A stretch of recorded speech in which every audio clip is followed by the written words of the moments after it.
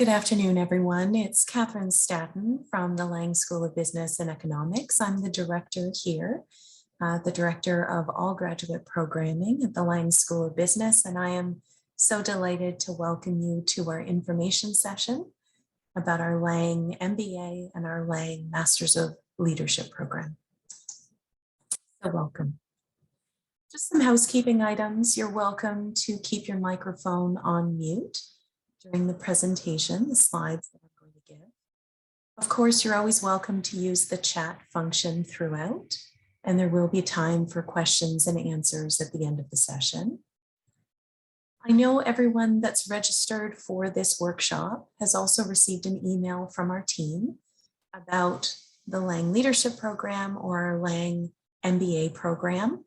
That email that you received from our team details the specifics of the application process, details in terms of program cost, details about admissions requirements. It really is a comprehensive communication about our respective programs. That all said, if someone for whatever reason doesn't recall receiving that or isn't familiar with what I'm referring to, you're welcome to reach out to our team via lang.leadership@uofguelph.ca or lang.mba@uofguelph.ca and just ask our team for some additional information if it feels like you're missing anything.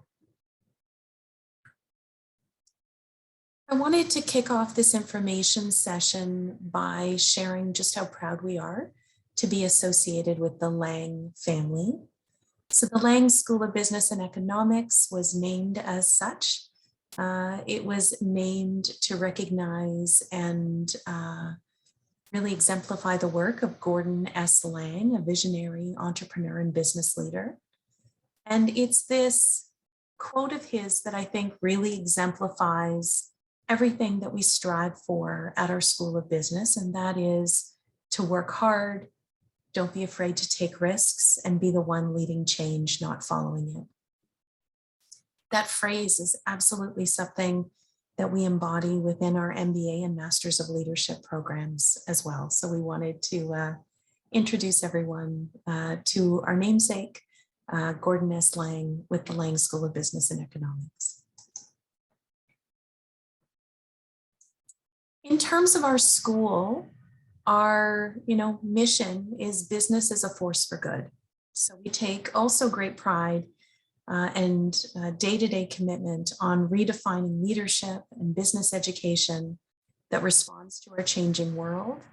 And we believe through our MBA and through our Masters of Leadership programs and through our other graduate and undergraduate programs that by equipping professionals to support our future leaders in terms of ethical and collaborative business decisions, that they'll be unquestionably the leaders of the future. We're also delighted to share with all of you that last year, our School of Business was accredited with AACSB.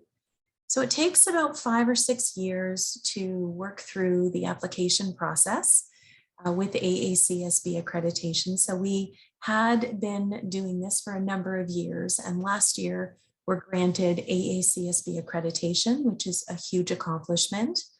When I think about all of the business schools across the globe, only about 5% of the business schools end up achieving AACSB accreditation. So we're delighted, obviously, with this recognition and with this credential, and for all of our students to have an MBA or a Masters of Leadership from an accredited, AACSB accredited business school is a huge consideration in terms of the reputation of the credential you'll carry with you following earning the degree.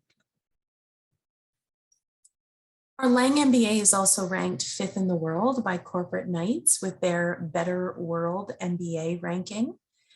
So very proud of that as well.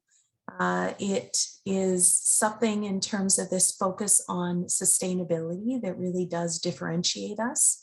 And we're delighted to know that our MBA is ranked so highly, not just in Canada, but obviously around the world as well. So with our School of Business, we have Our MBA, as I mentioned, ranked quite highly. So our MBA is also ranked #2 in all of Canada. Our Bachelor of Commerce degree is also ranked #2 in Canada with its focus on sustainability. We have about 4,000 students in all of our various programs, be they undergraduate, graduate, and within our MBA and Masters of Leadership, our professional programs. We have just over 15,000 alumni that are making an impact across the world. And we're also really honored to be part of the United Nations Prime Educational Initiative. So we're one of 39 global business schools involved in the UN's Prime Educational Initiative.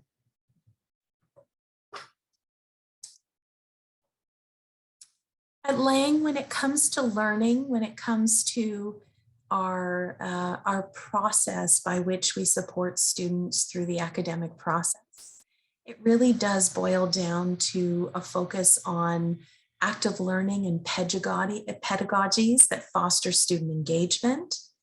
Our faculty members and research students focus on research that makes an impact in terms of the fields of business, management, and leadership.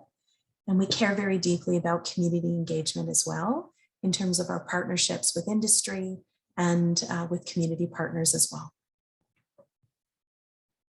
So here at the Gordon S. Lang School of Business and Economics, we offer a number of different academic programs. So we offer the Lang MBA, which we're going to be discussing as part of our information session today. We also have our Lang Masters of Arts in Leadership program that too we'll talk about for today's information session. We also have our Bachelor of Commerce degree, which is an undergraduate degree. We have some traditional graduate programs, so namely Masters of Science programs available in the area of marketing and consumer studies, hospitality and tourism management, generally in the field of management. We have a PhD in the area of management and an MA and PhD in economics. So for those of you that have joined us today that are interested in our Masters of Leadership program, this is generally how the program unfolds. So all of our Masters of Leadership students start the program with an intensive on-site residential experience. That intensive on-campus residential period runs for about 5 days, and it offers students an opportunity to meet their faculty members, to meet their peers, their cohort peers that they're going to go through the program with. It allows our students to be able to demonstrate success as they start their studies before they are continuing their courses online. So instead of engaging with folks throughout the computer, on the other side of the computer, so to speak, for their entire program, that on-site residential period is so important to ensure that all of our students have what they need to be successful. So that first on-site residential experience that kicks off the program is really intended to offer all of our students the opportunity of success as they get launched into their first year of their studies. So again, 5 days on campus, which students stay in terms of accommodations on campus. There's food available, breakfast, lunch, dinner, certainly nutritional breaks as well. All of that is taken care of in terms of our planning, so students can just focus on getting started in their program, network and socializing with their faculty and cohort peers, learning and engaging in the content, and again, getting ready to start their studies. After that intensive 5-day residential experience to kick off the start of their program, students go home and they begin their online courses. So all of our online courses run for 7 weeks in length. And each week of the 7-week-long course, students are committing 20 hours a week to their coursework. So how it looks, we appreciate that all of our students are busy working professionals with personal and professional commitments. So our online courses are delivered asynchronously, meaning students can decide when they commit the time to their academic studies. So before a course even begins, students have a course outline, along with all the curriculum, all of the learning, all of the deliverables laid out for them. So in terms of how a student decides how to use their 20 hours a week, they're able to look at their course outline and identify week by week, what do they need to read? What do they need to research? What kind of things do they need to analyze perhaps, or prepare for upcoming assessments? So that gives our students flexibility in how they consume the content relating to their courses, and really does offer that flexibility so our students can juggle all of their personal, professional, as well as their academic requirements throughout the program. At the end of a 7-week online course, there's a bit of a break, and then students start then their next course in their program schedule, again for 7 weeks, 20 hours a week. Our faculty members throughout all these online courses really serve as guides for our students. So in light of the expertise all of our Masters of Leadership students bring to the program because of their experience with leadership management, our faculty members serve as guides to direct our students to the theory, the research, the methodologies, and the best practices that underpin the particular field of study. And then our students as leaders themselves take that information and put it into their own context through the assessments. So papers, reflections, case studies are typically the types of assessments that students encounter in the Masters of Leadership program. After their year of online courses, our Masters of Leadership students return at the 1-year mark for a second 5-day on-site residential experience, similar to what I described for the first 5-day residential experience. And then our students complete their studies online and finish their program via a major research paper or through completing 2 elective courses. So for those students who start our program in May 2023, for example, they would be finished their coursework requirements in December 2024 and expect to convocate the semester thereafter in 2025. I'm hoping I'm doing the math correctly. It feels very strange to be talking about these calendar years. So truly, we're accepting applications currently for the May 2023 intake period. All of you have those details in that email that I'd referred, in which the application instructions are there, along with the application deadlines. Applicants that wish to be considered for the May 2023 intake are encouraged to apply early via step 1 of the application process no later than by November 4th, 2022.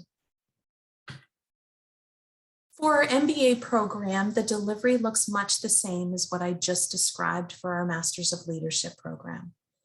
So when our MBA students start, they too have an intensive 5-day on-site residential experience. They too are engaging with their faculty members and their cohort peers and getting ready to launch successfully into their program. After that 5-day intensive on-site residential experience on campus, students go home and then their online courses begin. The first year of online courses in the MBA program are focused on the core business fundamentals. So you'll find the online courses are still 7 weeks in length. MBA students are still expected to commit 20 hours a week to their coursework. They too have very clear-cut course outlines which tell the students what they need to read, what they need to research, what they need to analyze, what they need to prepare for in terms of the academic assessments. And they too have online courses that are asynchronous in nature. So students are deciding when they carve out time in their week to commit to their MBA program. In that first year of studies, again, our students are focused on the core business fundamentals. So they're learning accounting, financial management, marketing strategy, business communications, operations management. We really want all of our students in that first year to really have the core business fundamentals as a foundation before students begin their second year of studies. Like the Masters of Leadership students I was just describing, at the 1-year mark, our MBA students return to campus for another intensive 5-day on-site residential experience. That allows us an opportunity to get our students ready and set to launch successfully into their second year of studies. The second year of studies in the MBA program focuses on the specialized industry courses. So we've got specialized industry courses in the area of sustainability, sustainable food and agribusiness management, sustainable service, a number of different specializations that students can select as their courses in their second year of studies. At the end of one's program, MBA students as well have the opportunity to select to complete their program via the major research paper or through completing a pair of course electives. And then at the end of the program, the MBA students have an intensive 5-day residential period to cap off their experience, in which they have a capstone course.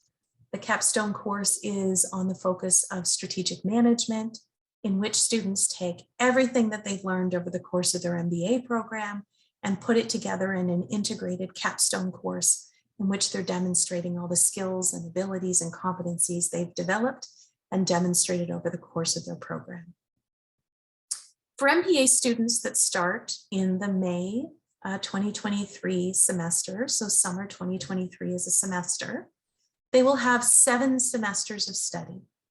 So if you start in May 2023 or the summer 2023 semester, you'll be complete your studies in the summer 2025 semester and ready to convocate in October 2025.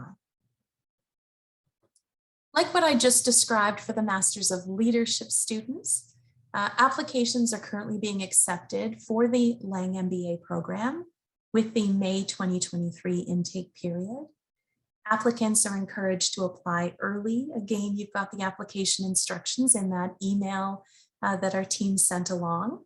You'll want to complete step 1 of the application before the application deadline date of November 4th of this year. So we get asked a lot of questions about what the admissions process looks like and how an application to the program might be considered. So to provide some ideas as to how the admissions process works at Lang, it looks a little bit different than what we all were accustomed with in terms of an undergraduate admissions process. So at an undergraduate level, we all sort of look the same. We all come out of high school with the same kind of credential. We don't have that wealth of life experience. And so it's easy at the undergraduate level to take all the applications received for an undergraduate degree and rank order them, really compare them to one another, and then select whatever the top percentage of applicants is. At graduate school, it's quite a bit different. So it's not possible to rank order applicants to either our Lang MBA or our Lang Masters of Leadership program.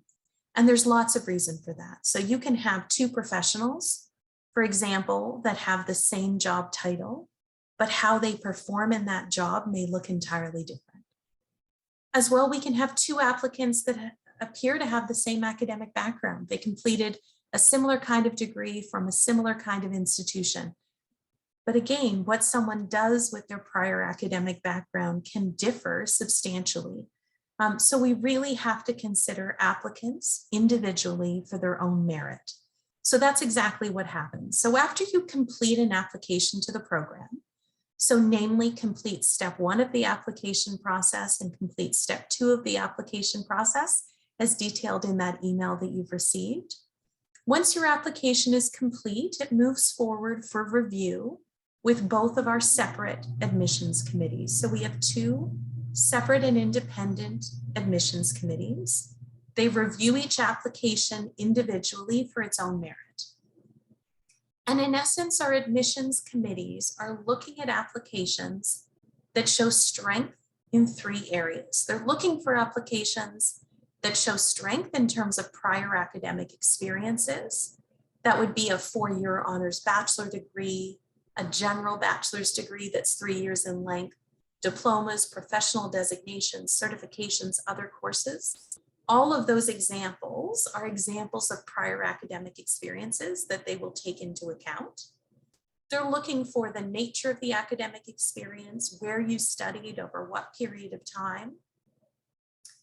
The admissions committee members are also looking for applications that show strength in terms of prior academic aptitude. So that's a demonstration that you've got the aptitude for graduate level study. And the admissions committee members are going to look at grades. What were your grades like for all of your prior academic experiences? And they're wanting to see a B- average minimum for all your prior academic experiences. The final piece that they're really evaluating for applications is the relevant work experience.